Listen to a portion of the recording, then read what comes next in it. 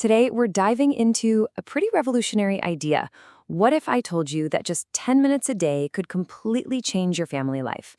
We're going to see how this tiny little investment can unlock your child's emotional intelligence and honestly just bring a lot more peace into your home. So let's be real for a second. The daily meltdowns, the constant sibling squabbles, those bedtime battles, does any of that sound familiar? If you're nodding along, you are definitely not alone.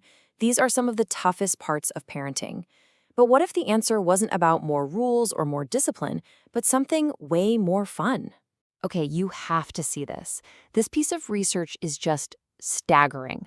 So, for a child to build a new pathway in their brain, to learn a new skill or a new way of behaving, it takes about 400 repetitions. 400! But look what happens when you bring play into the mix. That number drops to just 10 to 20. That's not just a little better, that is a complete game changer. It's like building a super highway for their brain, and it's the science behind everything we're talking about today. All right, section 1, a revolutionary idea. So let's take all those frustrating moments and start looking at them differently. Not as bad behavior, but as a real opportunity to do some serious brain building. Think about it this way. When your kid has a total meltdown, they aren't trying to give you a hard time. What's really happening is their brain is it's swamped. It's struggling to handle these huge emotions, but it doesn't have the right tools yet. They're feeling all this frustration or disappointment, but the wiring to manage it just isn't there. So our job isn't to shut the feeling down, it's to help them build those tools. So that brings us to section 2, the science of play. And here's the thing, it turns out not all play is the same.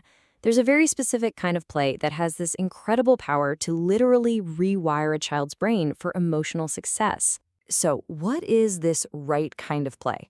Well, first, it's gotta be child-led. They're the boss, they're the director of the show. Second, it's super low pressure. There's no right or wrong way to do it. And finally, it's all about creative exploration. So we're not talking about soccer practice or a board game with a million rules.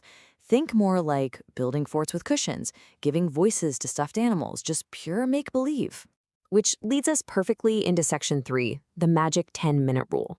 This is really the core strategy. It's all about a short, super focused, and, this is key, completely distraction-free chunk of time. You might be thinking, what can really happen in just 10 minutes? Well, a whole lot, actually. In that little window, their brain literally calms down and becomes regulated.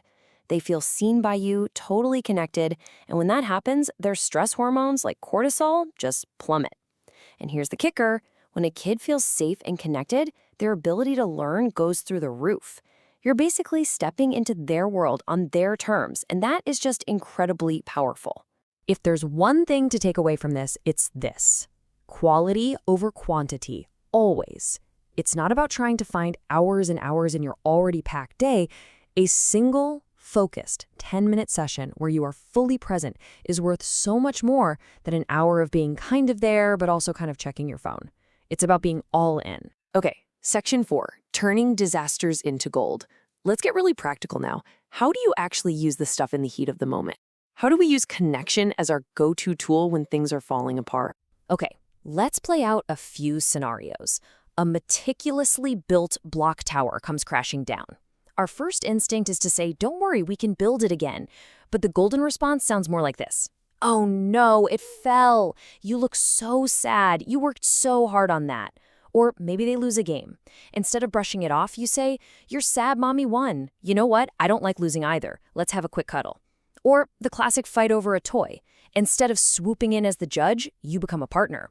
Wow, this is tough. We have 2 kids who both want this one special toy. I wonder what we can do. You see the shift? You're not fixing, you're connecting. And this right here is the absolute key. We're not rushing in to fix the problem. We're not trying to distract them from what they're feeling. The real goal is to just sit with them in that uncomfortable emotion for a moment. When you validate their feelings, you're sending a powerful message. What you're feeling is normal, it's safe to feel this way, and I'm right here with you. That is how they learn to handle these big feelings themselves later on. All right, section 5, building lifelong resilience. So we've talked about managing the meltdown today. Now let's zoom out and talk about building the skills so these meltdowns happen less and less. Okay, here's a really powerful 6-step plan for building that resilience. Number 1, be okay when they're not okay. Your calm is contagious. 2, help them name it to tame it. Give the feeling a label. 3, choose connection with a time in instead of isolation with a timeout. 4, let them struggle safely with little things. Don't rescue them too quickly. 5, this is a big one. Praise their effort, not just whether they won or lost. And finally, number 6, model it yourself. Let them see that you have big feelings too and show them how you handle it. So how do you actually start all this today?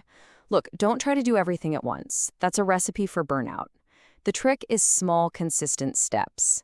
Just start with one 10-minute phone-away play session. Then pick just one trigger moment, maybe it's always at breakfast, that you're going to try to handle differently. And finally, look at that list of 6 strategies and just pick 2 to really focus on this week. That's it. That's how real change starts.